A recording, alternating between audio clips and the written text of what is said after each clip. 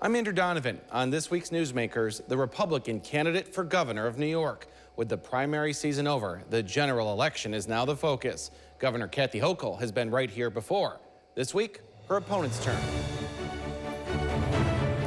Joining us now is the Republican candidate for governor of New York, the Nassau County Executive, Bruce Blakeman. Thanks for being here. Well, thank you. It's my honor to be here. It's really great to have you here. How's the campaign going so far? Excellent. Have a tremendous amount of momentum. The polling is excellent. We are doing great. Our fundraising's picked up. We now have matching funds, even though Kathy Hochul tried to cheat me out of it. And we have an independent line.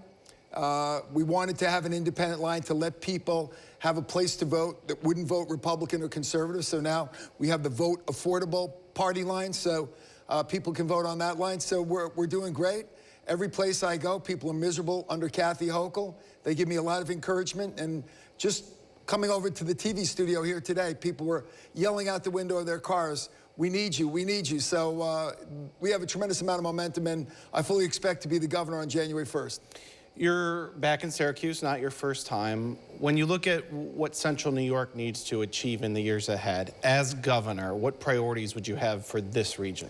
Well, first of all, we have to cut taxes. We have to cut utility rates. Our utility rates in New York State are 70% higher than the national average, and we need safe communities. And when I look at Syracuse, I see a community that really has good bones, good people, but it's been neglected by Albany for far too long. I will invest in Syracuse. We will make this a vibrant town. We will create economic development and prosperity, better jobs. We will clean up the downtown area. We will make it safe. You'll be able to walk around at 12 o'clock, midnight in Syracuse. Those are the things I want to do. We've got these great cities upstate that have been neglected for years by Albany. Kathy Hochul couldn't give a damn about Syracuse. She's given billions of dollars to New York City, nothing for Syracuse. I will be a governor that reinvigorates this great city and the suburbs and the surrounding areas of Onondaga County. Now, I have to mention your running mate. He is a local man, a former Syracuse police officer, the Madison County Sheriff, Todd Hood. What are you learning from him about the people of Central New York? Well, first of all, he's the salt of the earth. He was a city of Syracuse police officer, highly decorated, a hero. And he retired, and he had more to give back to the community. So he went on to be elected the sheriff of Madison County, and I couldn't have a better running mate. I mean, him and his wife, Kelly, they're just great people. They got a great family, and he teaches me a lot about Central New York because, you know, I'm going to be the type of governor that actually listens to people. Kathy Hochul dictates. She dictates from Albany. She doesn't listen to people. She has no intellectual curiosity about what's going on in Syracuse and Onondaga County and Central New York. I want to know what's going on because with that knowledge, I can improve things. If I think I know it all, coming from Long Island, it'd be a big mistake. We know that public safety is an important topic for voters. You and Sheriff Hood and other Republicans have really embraced the concept of public safety. What would a first day change be for you in that area? Well, day one, when I become governor, I will sign an executive order that we are no longer a sanctuary state. First of all, I have removed 2,000 illegal migrants with criminal records from my county without raiding a school, without raiding a church, without raiding a hospital. By working together with ICE, we've made our community and the state a safer place. So I'll continue to do that. I invest in our police. I've hired close to 1,000 new police officers and corrections officers. Kathy Hochul is the most pro-criminal governor in the whole United States of America. Every policy that she promulgates is to make it easier for criminals to engage in criminality. That will stop. By not being a sanctuary state, we'll also save billions of dollars that we're now spending on illegal migrants. They're not New Yorkers. They're not Americans. They come to New York like a magnet to steal because they get free food, free housing, free transportation, and a free cell phone. And New Yorkers get nothing. That ends when I become governor. I'm putting New Yorkers first. There's a lot to break through there. I know that a former mayor had declared Syracuse a sanctuary city. The most recent mayor didn't use that term because he said there's no real legal terminology behind it. It just means that the local police would worry about local crime and wouldn't help nor impede federal officers. So would there be any effect in just not calling New York a sanctuary state? Does that actually do anything in substance? Yes, it would change the policies in New York. I'm not going to spend billions of dollars of your tax dollars on people who've been here for 15 minutes. That money could be used to cut taxes, cut utility rates, improve our infrastructure, have better schools, better hospitals. Why are we investing on people who are not New Yorkers, they're not Americans?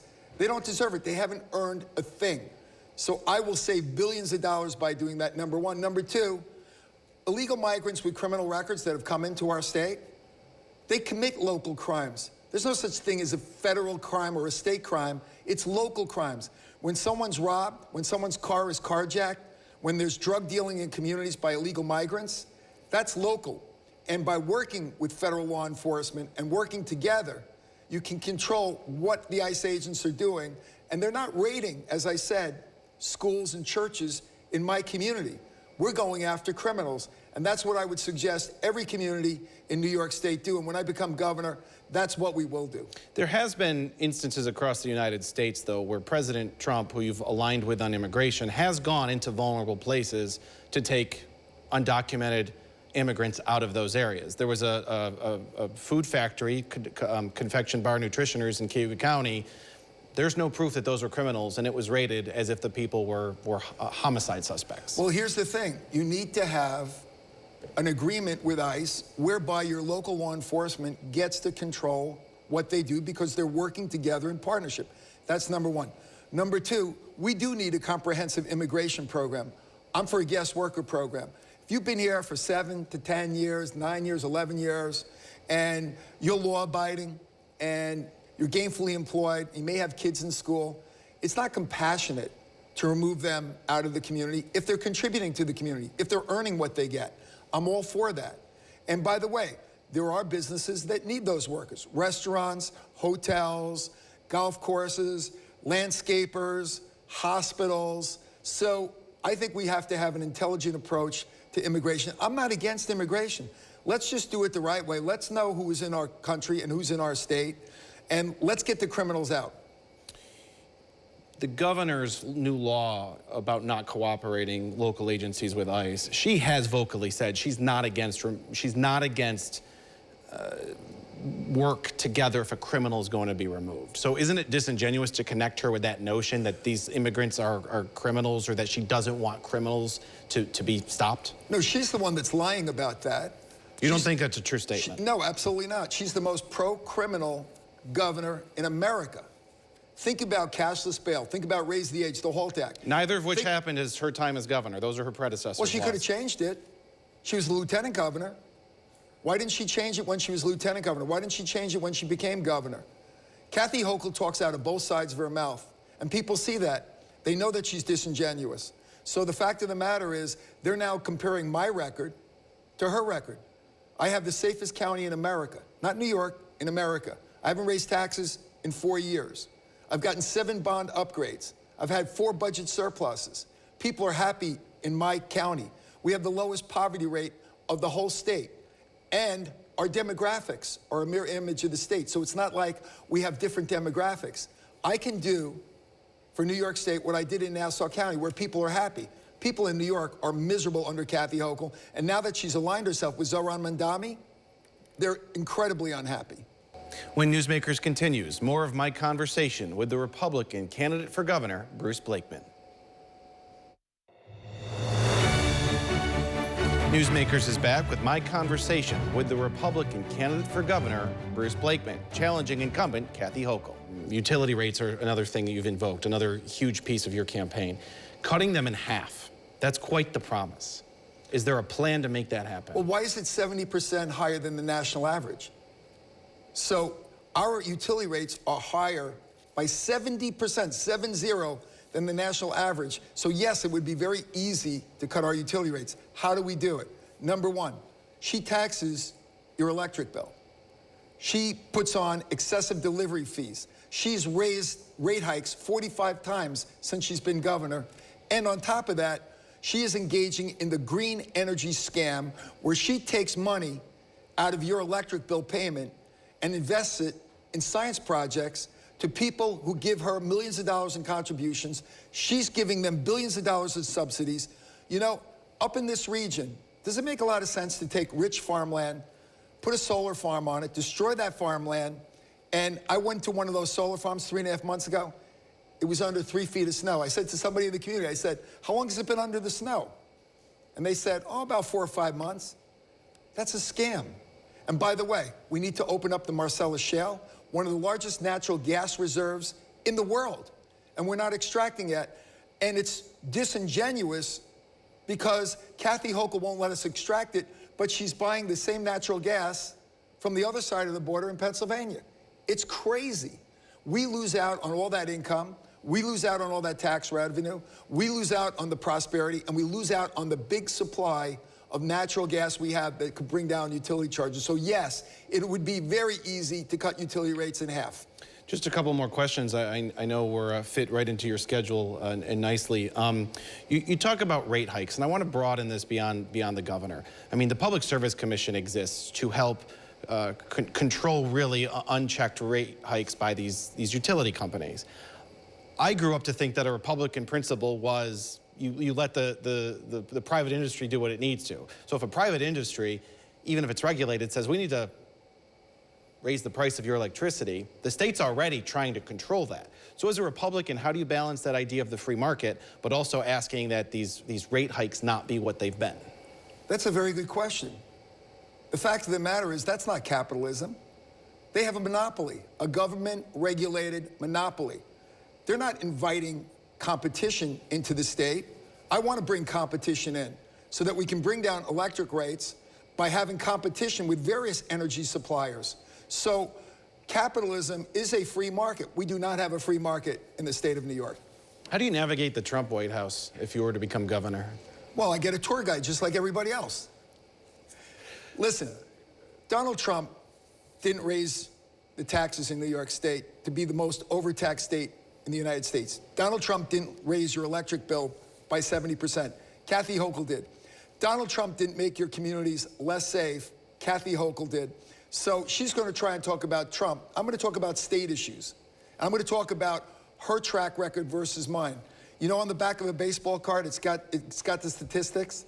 I'm going to compare the back of my baseball card against hers. My card, where people are happy, I cut taxes, safest county in America, nicest place to live according to Niche magazine in all of New York State, versus her record, higher taxes, excessive electricity costs, and criminality. How do you differ from the president? If someone doesn't like his tactics, how are you different as a Republican on the, the same? Well, listen, Donald Trump's very unique, so I would say I'm very different from Donald Trump. Donald Trump is a friend of mine. He's a political ally of mine. But my job is to run the state of New York. And I'm going to run it the way I think it needs to be run.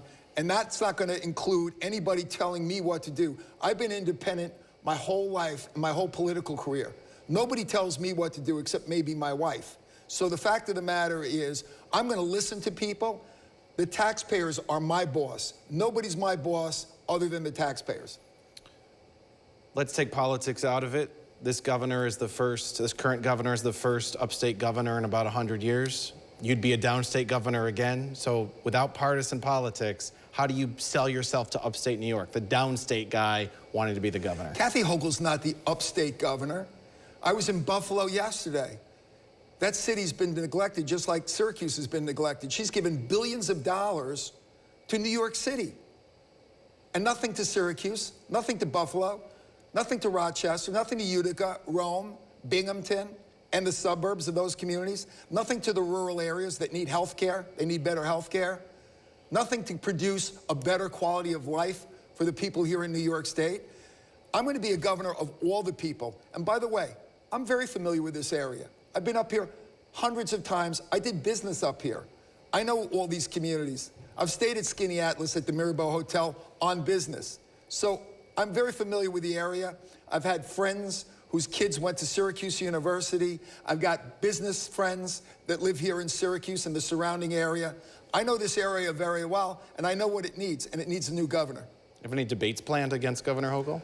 She has turned down every request that I've made for a debate. She does not want to debate me because, again, we would have to compare my record of making people happy against her record of making people in New York miserable. She doesn't want to do that. I don't think she'll debate. I'll tell you what, next week, you put out the invitation right here in your studio. I'll be here, see if she shows up. All right. Thank you for being here today, at least. Very God bless you. appreciate it. Thank you so much. Bruce Blakeman, the Republican candidate for governor. Thank you, sir. You heard there Blakeman call out Governor Hochul many times. In the interest of fairness, I gave her campaign the chance to respond. Without even acknowledging that debate challenge, her spokesperson says, quote, Donald Trump's puppet, Bruce Blakeman, raised taxes on Long Islanders, lets ICE run rampant, and stands back and watches while New Yorkers' health care comes under attack from D.C. While Governor Hochul puts money back in families' pockets, from free school meals to cutting the cost of car insurance, and always stands up for New York against Trump's attacks. When Newsmakers continues, we hear from Governor Hochul, not here for an interview, but her comments this week at the grand opening of the new Buffalo Bills Stadium. That's after this. Next, we take you to Orchard Park, where Governor Kathy Hochul this week helped cut the ribbon on the new Buffalo Bills Stadium. You know, I came into office a little unexpectedly, August of 2021. And one of my first calls was to Kim and Terry Pagula, because I was hearing that they're a little frustrated that they weren't feeling the right amount of interest from the state. Is that pretty accurate, Terry? Yeah, okay. We'll leave it at that. But I knew that I could not let this moment escape. When they needed a new stadium to keep them in this community, everything was on the line. We had to make this happen. And I had to reassure them that I would make sure that this stadium got built, because it is part of our identity. It is our psyche. It is what gets us up in the morning on a Monday morning with that sense of euphoria, or at least hope for the next Sunday to be better. It's what unites a community in such a powerful, powerful way. It's unprecedented anywhere else. So as the first governor from Buffalo since Grover Cleveland, I felt a special sense of responsibility to get it done. And also, it was occurred to me that I would not be the governor who had on her tombstone, she let the Bills get away. Okay, I would not let that be the case. After all, a lot of work, we secured a 30-year commitment, because I wanted to make sure that a baby that's born today would know that they could someday walk through this stadium wearing our red, white, and blue colors with their own children. That's what this meant to me, to secure that commitment. And so we got it.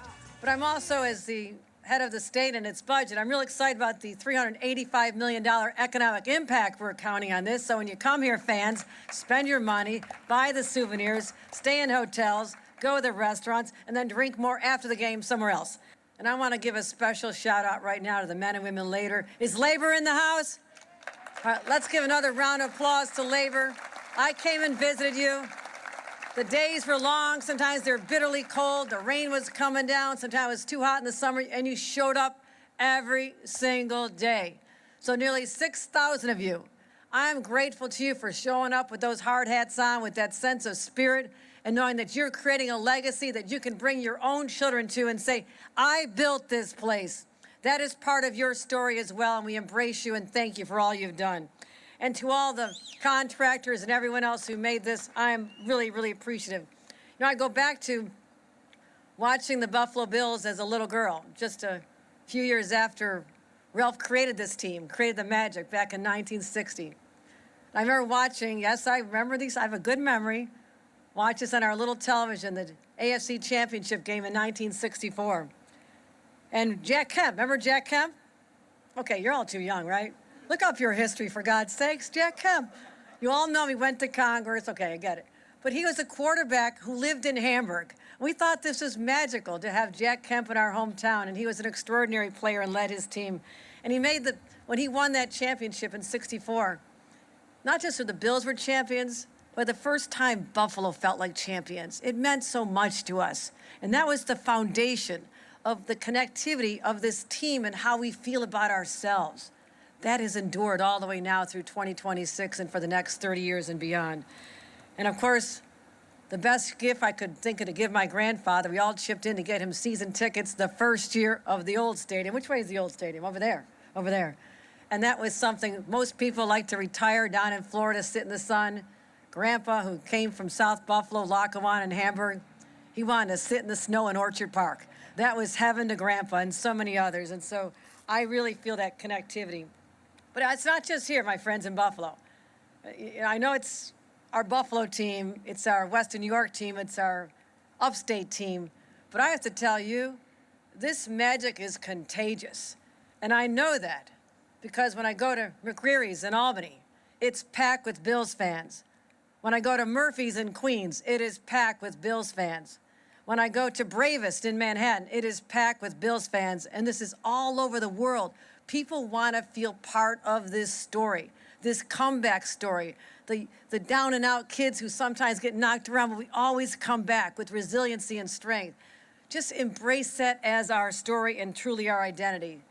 But also this, there's so much divisiveness in society today. Elections, all the ads that drive everybody nuts. And you just feel like we're getting pulled further and further apart. But when you walk into this stadium or you walk into a Bills bar, that all dissipates.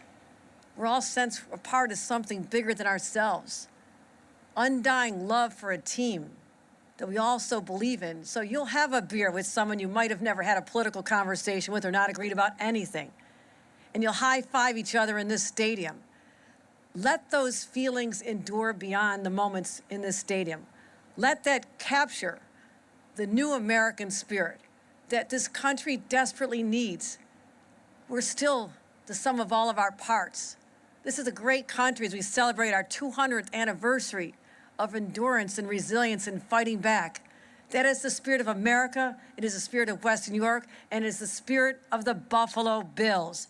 This is who we are, my friends, and let's continue the story and the magic for many more years to come. Thank you very much, and let's get this party started. We'll have a final word from Newsmakers after this. That does it for Newsmakers for this week. For all the hardworking people of News Channel 9, have a great weekend.